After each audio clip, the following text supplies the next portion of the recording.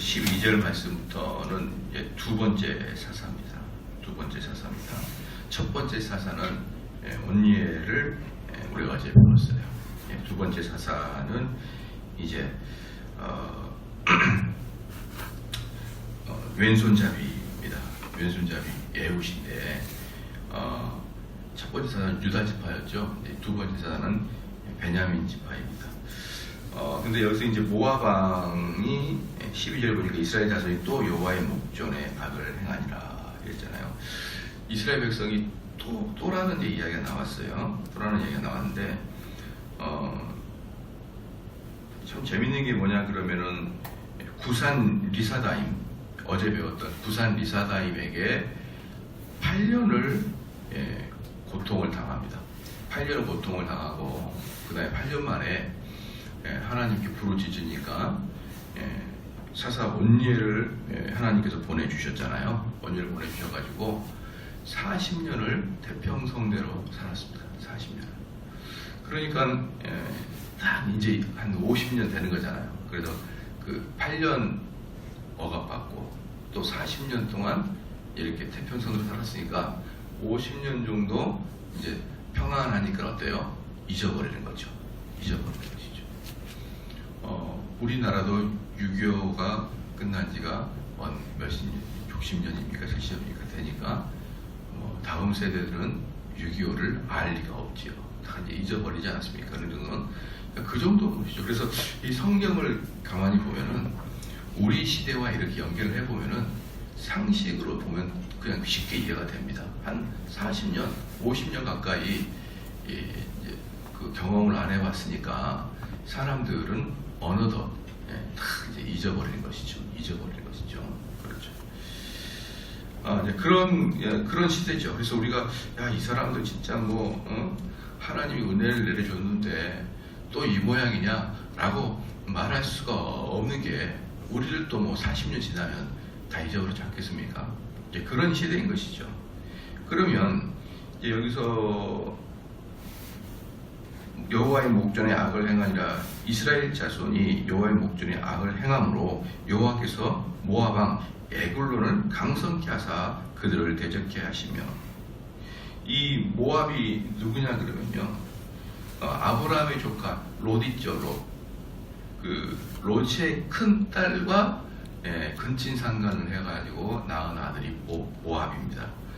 그러니까 이스라엘에 아주 이렇게 가까운 친인척일 수도 있죠. 친인척일 수도 있는데 어쨌든 롯이 자기 큰 딸이 이제 대를 잇게 하려고 아버지가 술 취했는데 이제 또 자녀를 낳았어요. 그래서 이제 난 사람이기 때문에 이스라엘 사람들과는 완전히 이질적인 그런 사람은 아니에요. 가나안에 있는 사람들처럼 완전히 이질적인 사람들은 아닌 것입니다.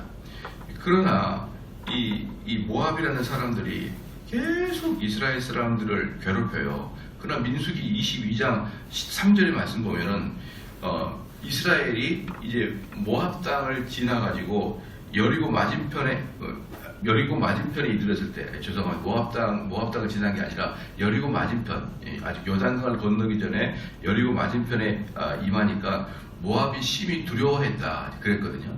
그러니까 이 모압은 요단강을 건너자마자 그 여리고 땅 있는데 아시잖아요. 그 근방에 모압 백성들이 있었던 거예요. 모압 백성들이 거기 살고 있었던 것입니다. 그 다음에 이제 13절 말씀 보면 에글론이 암몬과 아말렉 자손들을 모아가지고 이스라엘을 쳐서 종려나무 성읍을 점령했다. 이 암몬은 뭐냐 그러면은, 이 모압은 아까 롯의 큰 딸과 잠을 자서 난 아들이 모압이고, 암몬은 롯의 둘째 딸과 잠을 자서 난 아들이 암몬이에요. 그러니까 모압과 암몬은 완전히 형제지간의 나라나 마찬가지입니다. 형제지간의 나라나 마찬가지인데 그 두 나라가 힘을 합쳤습니다. 그러면 이 암몬은 어디에 있냐 그러면 요단강이 있으면 요단강을 건너오기 전 동편의 땅, 그렇죠. 요단강이 건너오기 전 동편의 땅이 암몬 땅이고 요단강을 건너자마자 제일 먼저 나타난 땅이 모압 땅이에요. 그러니까 얘네 둘이는 형제 국가인데 요단강을 중심으로 양좌우에 이렇게 있는 나라입니다. 그러면 이 암몬이라는 족속이 끊임없이 이스라엘을 괴롭히는 그러한 애들이었었는데 사실은 얘네 둘 다 원래는 이스라엘 사람들을 두려워했던 사람들이에요. 원래는 이스라엘 사람을 두려워했는데 이제 이들이 힘을 합쳐가지고 했던 것입니다.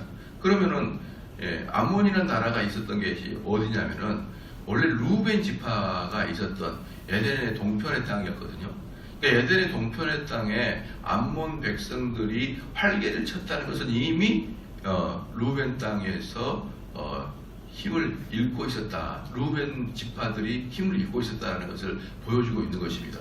이미 거기서 루벤이 강성하게 그 지역을 통치하지 못하고 통치는커녕 암몬 족속에게 당했을 거라는 추측이 훨씬 더 강합니다. 그래서 거기에는 에덴 동편에 있는 암몬 족속이 힘을 합해가지고 모압과 힘을 합해서 이 아말렉 족속이 누구냐 그러면요. 아말렉 족속은 에서의 계열입니다. 야곱과 에서의 계열이고 에서의 아들 엘리바스의 아들이며 첫 디나의 소생이 바로 이 아말렉입니다. 아말렉이 누구냐 그러면은 이스라엘이 홍해를 건너자마자 처음으로 만났던 전쟁의 대상이 아말렉이에요. 아말렉. 여러분 기억나신지 모르겠지만 모세가 손을 들면 이기고 손을 내리면 진 백성이 아말렉 족속입니다. 그래서 이 아말렉 족속을 출애굽기 17장 16절에 여호와께서 맹세하시기를 여호와가 아말렉과 더불어 대대로 싸우게 하셨더라라고 예언을 해버렸어요. 이 아말렉하고. 그러니까 이 아말렉이 이 아말렉 그 다음에 이 모압, 암몬 얘네들이 사실은 뭡니까 전혀 가나안 사람들처럼 이스라엘과 전혀 상관없는 사람들이 아니었어요. 전혀 상관없는 사람들이 아니었고 다 이제 핏줄로 보면은 먼 친척이고 가까운 친척이고 이럽니다. 이런 사람들끼리 이제 모여가지고 이스라엘 사람들을 치는데 제일 이스라엘 사람들이 예상하지 못했던 애가 바로 모압 백성이었어요. 왜냐하면 모압 백성들은 대대로 무서워했거든요. 이스라엘 백성을 계속 무서워했는데 갑자기 얘네들이 세 나라가 이렇게 연대해가지고 이스라엘 치고 들어오니까 이스라엘이 깜짝 놀랐거든요. 그게 때 12절에 이스라엘 자손이 또 여호와의 목전에 악을 행하니라. 이스라엘 자손이 여호와의 목전에 악을 행함으로 여호와께서 모압 왕 에글론을 강성케 했다. 그래서 강성케. 그러니까 원래는 모압 왕은 강성하지가 않아요. 이스라엘한테는 한 대씩 뒤 박히는 그런 민족일 뿐인데 하나님께서 그 모압 왕을 강성케 해가지고 이스라엘을 치는 것입니다. 13절에 에글론이 암몬과 아말렉 자손들을 모아가지고 이스라엘을 쳐서 종려나무 성이 뭡니까? 여리고 성이에요. 여리고 성이 종려나무 성이잖아요. 그러니까 종려나무 성을 점령한지라. 왜 이렇게 종려나무 성을 쉽게 점령했냐 그러면요. 여호수아 6장 26절에 보면은 여호수아가 여리고성을 점령하고 난 다음에 그곳을 재건치도 못하도록 저주를 해버렸거든요. 재건치도. 그러니까 여호수아가 그 여리고성을 얼마나 이스라엘 백성들이 그 여리고성에 대해서 안 좋은 생각이 있었냐면 거기다가 더 이상 터도 못 쌓게 예언을 해버렸어요. 그러니까 어떻습니까? 이스라엘 백성들이 그 성을 그냥 내비둔 거죠. 내비두니까 모압 백성들이 올 것이 안 됐다. 딱 들어가가지고 담 싸버리고 자기 거 해버린 거예요. 자기 거. 그래서 거기 쉽게 이제 그렇게 쌓아서 올려놨습니다. 그래서 이 여리고 성을 함락하고 이제 그럼 여러분 여리고 성을 가지고 있는 지파가 무슨 지파냐 그러면 베냐민 지파예요. 베냐민 지파.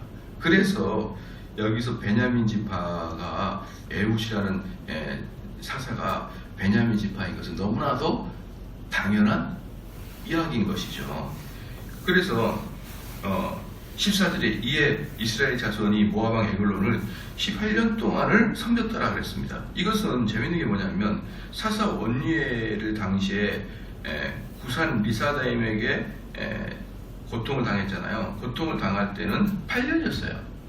근데 이제는 10년이 더 늘어난 세월 동안에 고통을 당합니다. 이건 뭘 의미하냐 그러면 그 전에 선조들보다 더 악한, 더 나쁜 짓을 많이 했다는 간접적인 증거예요. 간접적인 증거입니다. 이 세월이 참 재밌는 게 뭐냐 그러면요. 이게 제가 이것을 녹음시켜야 되는데 녹음하시겠다. 가끔 제가 이렇다니까요. 다시 한번. 예.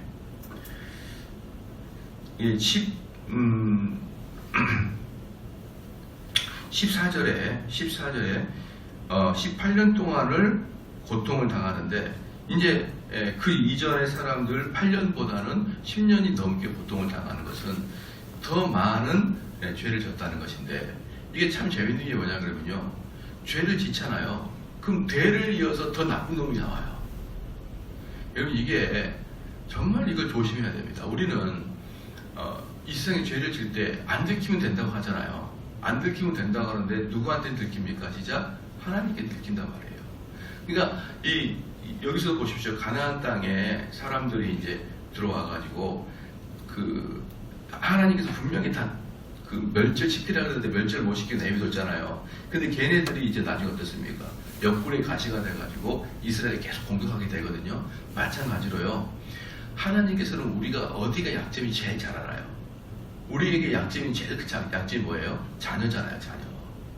자녀를 들어서 우리 옆구리를 찌르면 이건 어디 손도 못 쓰잖아요. 다른 거 같으면 저 나가라, 다시는 너랑 안 부를 거야, 아니면 법에다가 고소하든지 여러 가지를 취할 수 있지만 자녀는 어떻게 할 수가 없잖아요. 그러니까 우리가 죄를 지면 항상 더 우리를 우리를 심하게 괴롭힐 수 있는 방법을 하나님이 아시기 때문에 대부분 그 다음 자녀들이 더 말을 안 듣는 애들이 나올 수밖에 없는 거예요. 이게 우리가 하나님께 득죄했던 것들에 대한 그 대가로 주어지는 거기 때문에 여러분들이 과거에는 어떤 죄를 졌는지 모르겠지만 지금부터라도 여러분 짓지 말아야 되는 거예요. 죄를 짓지 말아야 정말 자녀들로부터 덜 괴롭힘을 당하는 것이지 아니면은 그렇게 되는 것이죠. 그래서 이제 14절 말씀 보니까 이스라엘 백성은 더 고통을 당하게 된 것입니다. 그럴 때 15절에 이스라엘 자손이 여호와께 부르짖음에 여호와께서 그를 위하여 한 구원자를 세우셨으니 곧 베냐민 사람 게라의 아들 왼손잡이 에웃이라. 이스라엘 자손이 그를 의탁하여 모압 왕 에글론에게 공물을 바칠 때에. 근데 사실은 여기서 재밌는 게 뭐냐면 이스라엘 백성들이 전체가 고통당하는 게 아니고 사실은 베냐민 지파가 고통을 당해요. 베냐민 지파가. 왜? 여리고성만 점령했잖아요. 여리고성만 점령했지 이스라엘 전체를 점령한 게 아닙니다. 그래가지고 베냐민 지파만 고통을 당하는데 이스라엘 백성들은 한 형제의 힘으로 연대 책임을 갖는 거예요. 한 형제가 고통을 당하면 이스라엘 전체가 같이 고통을 당하는 것입니다. 그렇죠? 그래서 우리가 교회가 형제 자매라고 부를 때는 어떤 것이 있냐 그러면 다른 사람의 고통이 내 고통이 돼야 되는 거예요. 다른 사람 고통을 보면서 기도할 줄 알아야 되고 다른 사람 고통을 보면서 어떻게 해결해 줄 것인가 머리를 쓸 수 있도록 여러분이 노력해야 되는 것입니다. 우리가 방법이 없을 때는 어쩔 수 없지만 우리가 생각해보고 방법을 강구해내는 것이 교회들의 지체들의 의무인 것이죠. 그래서 여기서도 베냐민 지파가 고통을 당하지만 전체 이스라엘 백성들이 자기의 고통을 여기고 있었다는 것이죠. 그 다음에 이제 15절에 보면은 이스라엘 자손이 여호와께 부르짖음에 여호와께서 그를 위하여 한 구원자를 세우셨으니 곧 베냐민 사람 게라의 아들 왼손잡이 에웃이라. 이스라엘 자손이 그를 의탁하여 모압 왕 에글론에게 공물을 받을 때 여기서 이제 재밌는 게 뭐냐면 옌손잡이라는 뜻이 뭐냐면 이쉬, 이테르, 야드, 에미노입니다. 히브리 원어로 이쉬, 이테르, 야미, 에미노 이게 쓸 필요는 없지만 그런 그 히브리 말이에요. 그 뜻은 뭐냐 그러면 오른손을 사용할 수 없다 이 뜻이에요. 그러니까 우리 성경에 왼손잡이다 이렇게 나오잖아요. 근데 원어로는 오른손을 사용할 수 없다 이 뜻이에요. 지금 무슨 말입니까? 오른손 지체 장애입니다. 오른손 지체 장애. 예. 그러니까 오른손이 곰배손이든지 아니면 어떻게 해가지고 이 손을 쓸 수가 없는 거예요 전혀. 그러니까 우리가 생각하는 그 사람이 왼손잡이다 이런 어떤 것이 아니라 완전히 오른손잡이를 쓸 수가 없어요. 그럼 여러분들 뭐 사우디나 이런 데 가면 중동에 가면 어떻습니까? 그 밥을 오른손으로 먹잖아요. 오른손으로 밥을. 그죠? 오른손으로 먹어요. 그 다음에 문제는 뭡니까? 뒷처리를 왼손으로 해요. 그 옛날에. 그래서 그런 중동이나 이런 데 가가지고 왼손으로 이렇게 사람 쓰다듬으면 대단히 불쾌한 거죠. 자기 뒷처리하는데 손이 그래서 닦는데 요번에도 이제 인도네시아 가니까 각 식탁마다 요만한 그 국그릇에 물이 떠 있어요. 물이. 이게 뭐냐니까 밥을 먹을 때 먼저 손을 씻는데 거기다가. 그래서 이렇게 밥을 먹어요. 도대체가 나는 밥이 안 넘어가는 거죠. 근데 이 동남아 음식들은 손으로 먹어야만 먹게 되더라고요. 왜냐하면 여러 가지 카레처럼 만들어져 가지고 카레처럼 너무 묵지도 않아요. 적당하게 묽은데 그것을 수저로 뜯으면 잘 안 떨어져요. 잘 안 떨어져. 그래가지고 손으로 먹는 게 편하게. 근데 막 손이 막 밥티 묻어가지고 막 먹는데 먹고 나서 또 거기다가 물 손이 씻어요. 이렇게. 또 악수를 저한테 청합니다. 그러면 또 제가 힘들지만 또 건전한 마음으로 악수를 해줘야 되잖아요. 밥풀이 묻어가지고. 근데 저는 아무리 그분들의 문화를 존중한다 그러도 아예 그냥 수저로 계속 먹었어요. 근데 이런 물에다가 손만 씻고 끝이에요. 그리고 그러면 이 손은 또 뭐예요? 이 손도 손만 씻으면 끝이에요. 그렇게.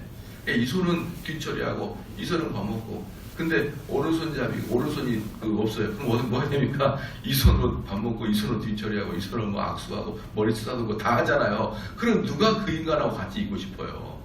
뭐 너무 이상한 거죠. 그러니까 이 사람들은요 거기에서 상종을 안 하는 사람입니다.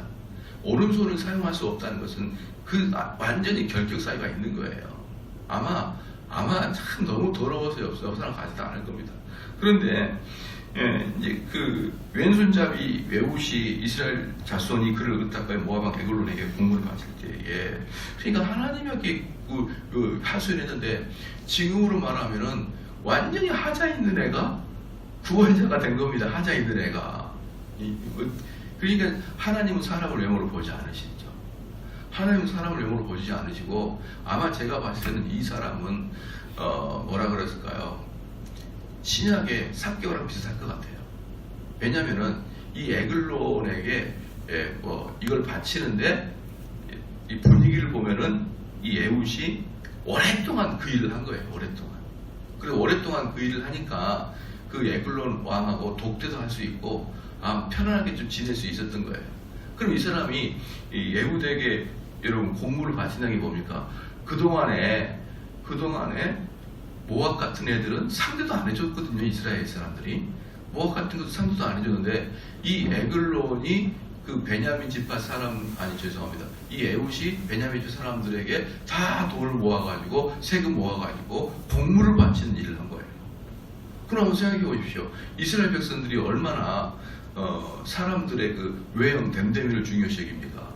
왼손잡이 즉 오른손 곰배팔 같은 애 또는 오른손이 아예 없는 애 이런 애가 상종도 안 해주고 근데 그런 놈이 또 뭐 하는 거죠?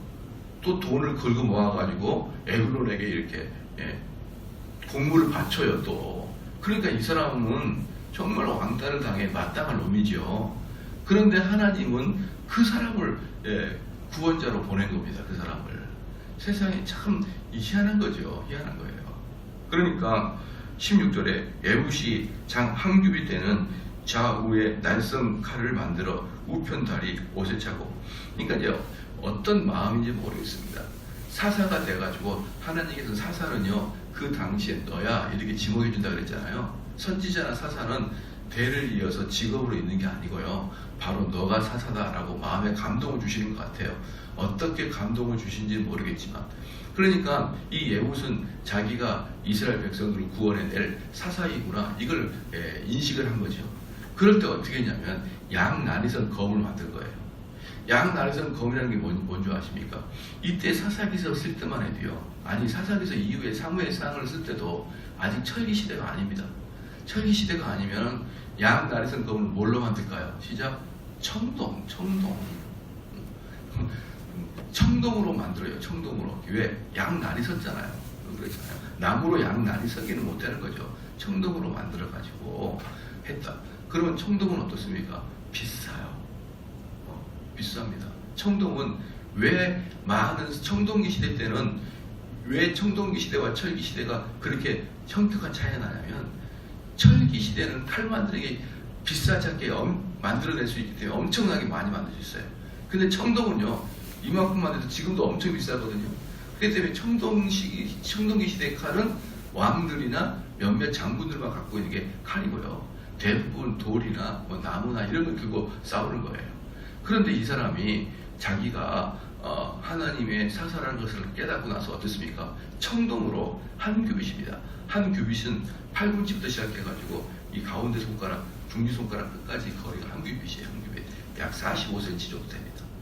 이 한 규빗의 청동기 칼을 자기가 돈을 주고 만드는 것이죠. 칼을 만들죠. 그러니까 이것만 봐도 이 에훗은 부자였다는 것이죠. 부자였어요. 그런데 이 한 규빗 그 반을 갖다가 한 규빗을 갖다가 45cm 정도의 칼을 딱 오른쪽 다리에다가 찼습니다. 오른쪽 다리 찼는데 16절에 에훗이 장이 한 규빗 되는 좌우에 날선 칼을 만들어 우편 다리 옷에 차고. 이제 왜 이 사람이 이렇게 할 수 있었냐? 하나님은 하나님의 사역을 감당하기 위해서 자신의 단점을 최고의 장점으로 만드신 분이 하나님이신 거예요. 그렇죠? 그러니까 에글론을 이제 결국은 암살합니다. 내일 에글론을 암살하는 말씀을 드릴 텐데, 에글론 암살도 참 드라마틱하고 아주 생생하게 묘사가 되어 있어요.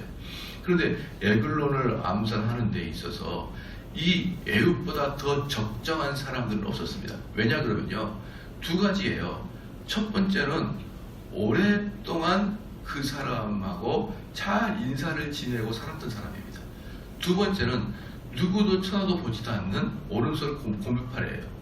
여러분, 오른손 고매팔이 어떻게 전쟁할 때 이 오른손이 없고 왼손 하나 가지고 싸울 수 있습니까?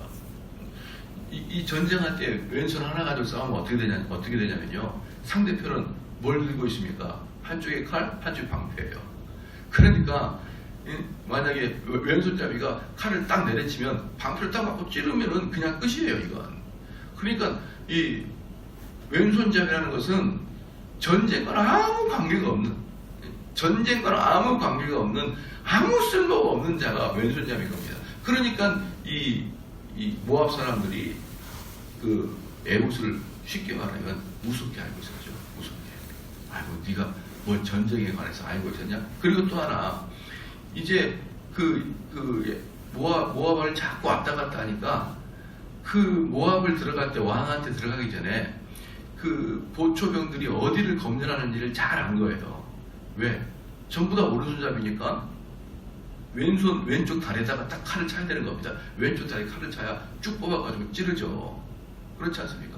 그러니까 이들은 주로 왼쪽 다리에 다 했습니다. 그리고 또 재밌는 게 뭐냐 그러면요, 왜 우리나라에서 옛날에 보면은 오른손을 바른 손 그러잖아요. 여러분 그랬었나요? 바른 손. 그 왼손은 무슨 손입니까? 그른 손이야. 그른 손. 예, 왼손을 그른 손이라고 말하지는 않지만 오른손을 바른 손이라고 말하면은 왼손은 자연스럽게 그른 손이 되는 거예요. 그래서 여러분들 옛날에 아버지들이 밥 먹을 때 아들이 밥 먹을 때 왼손 먹으면 머리를 딱 쥐어서 바른 손으로 먹어. 그러면 또 이렇게 바른 손 먹잖아요. 그러니까 왼손잡이들은 어릴 때 엄청 학대를 당했거든요. 저희 때도 딱 먹다가 아버지한테 한 대 맞고 받고 이렇게 하는 그렇게 하는. 그런데 이제 이 이스라엘 사람들은 오른손을 더 중요시 여깁니다. 그래서요, 안수할 때도 여러분 어떻습니까? 요셉이 자기 아들 안수하니까 야곱이 양쪽 손을 이렇게 하니까, 아버님 우리 아들이 오른쪽입니다. 이렇게 다시 바꿔주고 또 이렇게 했잖아요. 그러니까 이스라엘 사람들은 오른손을 더 크게 여겼습니다. 더 크게. 그렇기 때문에 왼손잡이를 문제시 여기는데, 여기 에훗은 왼손잡이뿐만 아니라 오른손 사용을 못한 자이기 때문에 이스라엘에서 완전히 천대받은 사람이에요. 그렇기 때문에 이 사람이 해 먹을 것이 없으니까 이렇게 그 모압한테 붙어가지고 곡물을 18년 동안이나 배달했던 사람이에요. 그러니까 모압 사람들이 이 사람을 가짜게 여기는 거죠. 가짜게. 그리고 이 사람은 18년 동안 왔다 갔다 하니까 어때요? 의심도 안 하고 가만히 보니까 아, 왼쪽 다리만 아무것도 없어도 되는구나. 그래서 오른쪽 여기다가 45cm짜리 청동을 딱 끼고 들어간 것이죠. 들어간 것입니다. 그래가지고 이 공물을 모압 에글론에 바쳤는데 에글론 심히 비둔한 자였더라. 여기 비둔한 자, 그 성경이 아주 임팩트하게 써야 되는데 뚱뚱하다는 것을, 이거 비둔한 자라는 뜻은 뭐냐 그러면 초비만, 고도비만이에요. 고도비만. 그래서 또 이 고도비만이라는 뜻은 그래서 무슨 뜻이냐 그러면 영적인 의미가 있는 거면 뭡니까? 나태하고 게으르고 이런 의미가 딱 담겨 있는 거예요. 탐욕스럽고. 그래서 또 뚱뚱한 애가 또 있습니다. 그러니까 이게 지금 이스라엘과 모압의 관계를 보여주고 있는 거예요. 뚱뚱하고 아주 게으르고 탐욕스러운 자. 또 보면 누가 있냐 그러면 선지자 누구죠? 그 아들 죽은 사무엘 말고 아들 죽은 그 전쟁터에서 뒤로 넘어져 못 굴러 죽은 사람 있잖아요. 엘리 제사장도 뚱뚱한 자, 비둔한 자예요. 그러니까 그런 내용들이 그냥 그 인간이 뚱뚱하다 이걸 보여주려는 게 아니라 그 사람의 영적 상태를 보여주는 거거든요. 아주 아둔하고 비둔하고 교만하고 허먹고 이런 것들로 보여주는 것입니다. 그래서 이 모압왕 에글론은 그동안에 곡물을 받아 먹었는데 18년 동안에 어찌다 받아 먹었던지 뚱뚱하다는 것이죠. 그런데 나중에 이제 모압이 그럽니다. 에훗이 잠깐 저랑 독대할까요? 그러니까 이 사람이 그래 좋아 너 뭐 나랑 할 얘기가 있냐 이렇게 독대를 해줘요. 이걸 보면 뭘 할 수 있냐 그러면 그동안에 이 에훗이 에글론한테 저기요 제가 돈 좀 따로 드릴게요 이렇게 많이 했다는 게 상식적으로 보입니다. 그러니까 에글론한테 저기 좀 조용한 데 가서 대화 좀 할까요? 그러면 이 뚱뚱한 애가 좋아 따라와 이렇게 할 정도로 엄청나게 받아쳐 먹었던 거예요 이 사람이. 그러니까 뚱뚱하다는 것이죠. 뚱뚱하다. 어제 저희 동기들 목사님 만났는데 저보고 니는 왜 배가 그렇게 나왔냐 그래서 담임 목사 배야 이렇게 했는데 이 정도의 이제 배가 아니고 이제 이 사람 아주 뚱뚱한 것은 뭡니까? 받아 먹었다. 아주 탐욕스럽다. 그래서 이 탐욕스러운 에글론 그리고 18년 동안 몰래 숨겨놨던 이 에훗 이 사람을 통해서 이 사람을 찔러 죽이게 하는 이제 그런 하나님의 드라마다 이 말입니다. 기도하시겠습니다. 하나님 아버지 정말 쓸모없는 그 에훗 너무나 더러워서 가까이 하기도 어려운 그 에훗 심지어 지금까지 천대했던 모압 땅에 곡물을 바치는 에훗을 들어서 하나님의 종으로 사용하여 주신 그 하나님의 놀라운 계획하심 그리고 하나님께서 우리 사람을 사용하실 때 외모를 보지 아니하시고 정말 그 마음 깊숙한 곳에 도저히 인간으로서는 해석할 수 없는 그러므로 하나님의 영광을 드러낼 수 있는 사역을 감당하신 하나님 참으로 감사합니다. 저희들도 보잘것도 없고 드러낼 것도 없지만 하나님의 종으로 사용되기를 간절히 원하며 하나님이 저희를 사용하실 때 그 누구도 그 개인의 능력이 아니라 하나님의 영광이 드러날 수 있도록 저희를 사용하여 주시옵소서. 항상 교만한 자가 되지 아니하게 도와주시오. 겸손하되 나에게 주어진 일에 최선을 다하는 자가 되게 하여 주시옵고 그리할 때 하나님께서 어느 날 나를 사용하여 쓰실 때 우리의 약점조차도 강점으로 바뀌어질 수 있도록 하나님 인도하여 주시옵소서. 감사드리며 예수님의 이름으로 기도합니다. 아멘.